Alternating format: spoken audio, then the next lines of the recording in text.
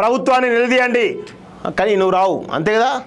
నువ్వేమో ఫామ్ హౌస్లో తినాలి, తాగాలి, పడుకోవాలి, తాగాలి, తినాలి, పడుకోవాలి, ఇంతే కదా. నువ్వు మాత్రం రావు. తెలంగాణ ప్రజల రక్త మాంసాలతోటి కట్టినటువంటి ట్యాక్సులతోటి ఫామ్ హౌస్లో కులుకుతా ఉన్నావు కేసీఆర్. ఇప్పటికైనా బయటికి రావా? అందరినీ ఫామ్ హౌస్ పిలిపించుకొని ఏదో మీరు చెయ్యండి, నిలదీయండి అని మాట్లాడుతూ ఉన్నావు. మరి నువ్వు ఎందుకు వస్తావు అసెంబ్లీకి? నువ్వు రావాలి కదా ప్రతిపక్ష నేతగా. మరి ఎందుకు ఆ ప్రతిపక్ష నేతగా రిజైన్ చేసి చూద్దాం? ఎందుకు ఆ యొక్క అలంకారమైనటువంటి పొజిషన్ అవసరమా నీకు? సిగ్గుండాలి కొంచెమైనా కేసీఆర్కి.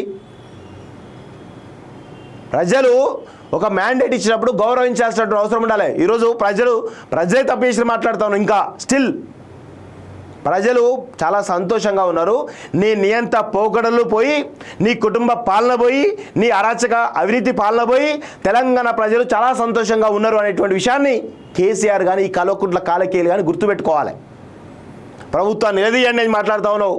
నీకు దమ్ముంటే నువ్వు రా, అసెంబ్లీకి రా, బరాబర్ రా, చూద్దాం నీ సత్తా ఏదో చూపి అసెంబ్లీలో. అది మాత్రం చేత కాదు. చేతగాని దద్దమ్మ కేసీఆర్ అనేటోడు దేనికి పనికిరాడు. ఏదో కేసీఆర్ చాణక్యుడు అది పోకూడదు, ఏది లేదని అంత ఉత్తమ విషయమే, అంత ఉత్తదే డొల్లా. లగచర్ల అంశంపై ప్రభుత్వాన్ని ప్రశ్నించాలి. ఏంది లగచర్ల అంశం? కలెక్టర్ కొట్టుడు అదా?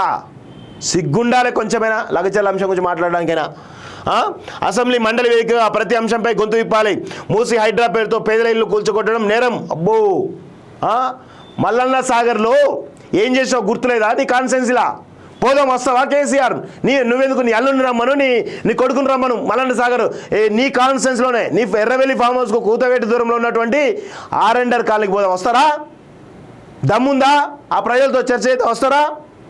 అది చేత కాదు. మీరు పాలన చేసినప్పుడేమో అప్పుడు ఇల్లు ఖాళీ చేయించి లాఠీ చార్జ్ చేసి అర్ధరాత్రి పోలీసులను పెట్టి లాఠీ చార్జ్ చేసి వాళ్ళని తీసుకుపోయి రోడ్లో పడేస్తే అది మాత్రం సంసారం అవుతుంది. ఇది మాత్రం వ్యభిచారం అవుతుందా? ఎక్కడ దొరికిర్రనైనా మీరంతా.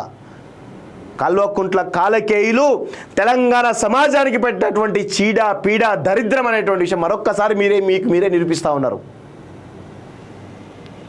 తెలంగాణ తల్లి భావన యావత్ సమాజానిది.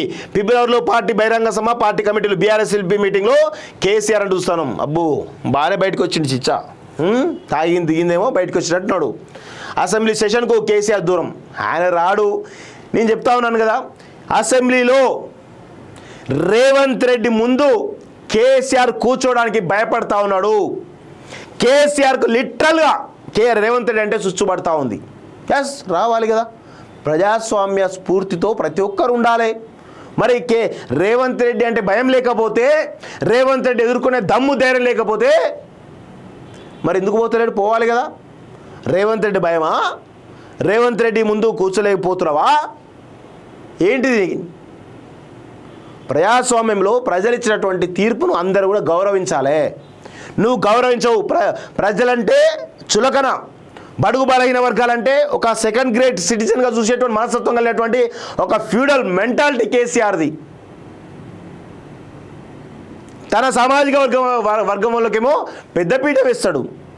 ఈరోజు మిగతా వర్గాలకేమో ఈరోజు వాళ్ళని సెకండ్ గ్రేడ్ సిటిజన్గా చూస్తారు. ఆ మనస్తత్వం, ఆ ఫ్యూడల్ మెంటాలిటీ కేసీఆర్ది. ఈరోజు రేవంత్ రెడ్డి అంటే భయం లేకపోతే అసెంబ్లీకి రా. రేవంత్ రెడ్డి ఎదుర్కొనే దమ్ము ధైర్యం ఉంటే అసెంబ్లీకి రా. అది చేత కాదు మనకి. ఎందుకంటే రేవంత్ రెడ్డి అంటే భయం. రేవంత్ రెడ్డిని ఎదుర్కొనేటువంటి దమ్ము ధైర్యం కేసీఆర్కు లేదు కాబట్టి అసెంబ్లీకి రావడం లేదు అనేటువంటి విషయాన్ని గుర్తుపెట్టుకోవాలి.